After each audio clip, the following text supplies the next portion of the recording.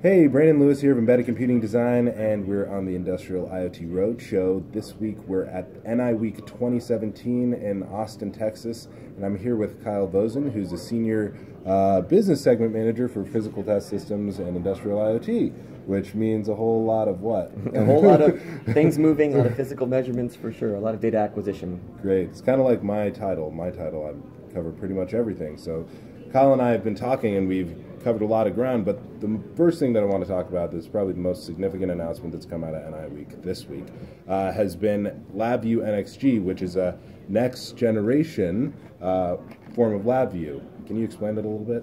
Absolutely. So we had a very significant launch this week at NIWeek.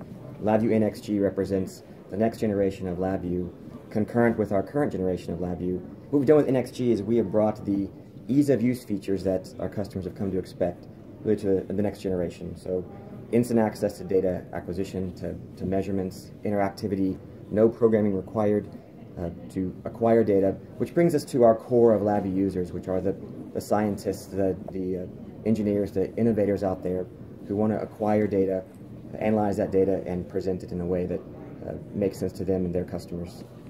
So one of the major themes about NXG is really getting back to the basics of LabVIEW, which was ease of use.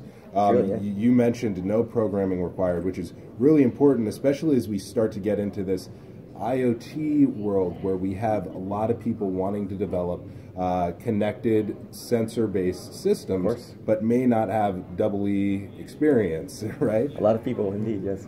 However, your NXG isn't going to dumb it down or simplify LabVIEW as we know it today, as LabVIEW 2017, for people developing really complex control systems. Absolutely not. So the NXG does make the process of acquiring data very, very simple. Now LabVIEW 2017 and future versions of LabVIEW will retain and will be innovating upon all the features that we have for real-time, for FPGA programming, for smart machines, smart grid, the industrial IoT.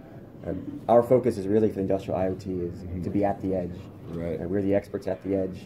We want to be able to optimize those assets to monitor that equipment and those machines. And LabVIEW 2017 is the software to do that. That's great. Now, the other really significant thing, at least for the people watching this and you and I, is TSN. TSN is setting the world on fire in the world of industrial in general, but it's in particular industrial IoT, because it has implications of, wow, you're talking about IT and OT convergence actually being able to happen, and you guys just released CompactDAQ-enabled TSN. Can you tell me a little bit about that? Certainly. So the TSN stands for time-sensitive networking. It's basically just an evolution of Ethernet. So the 802.1 standard. We released CompactDAQ for TSN this week. We also have CompactRIO for TSN, which we released the last NIWeek, so 9 months ago or so. What we've done with CompactDAQ for TSN is we've taken the benefits of synchronization you get from TSN and baked it into our CompactDAQ platform.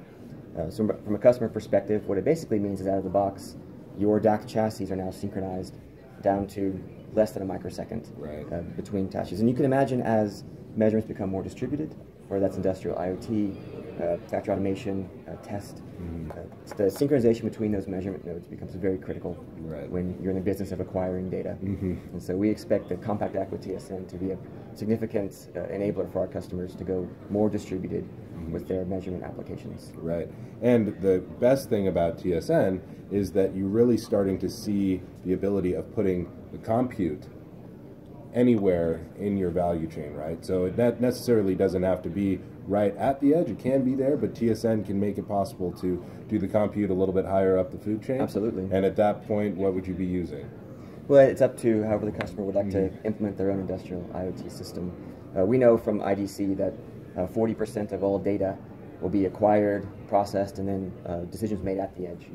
That means 60% of data is going to go elsewhere, whether that's IT, the cloud, the fog. There are a lot of fantastic companies like HPE here at NIWeek promoting their compute at the edge or in the fog level on premise.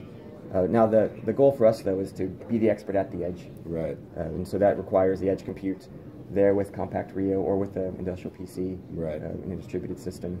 Means we also need to be open enough to pass that data along, and that's where TSN really kicks in, because now it's a single cable, it's just Ethernet. We've converged the same, not communication protocol, but at least physical layer from IT all the way down to the sensor.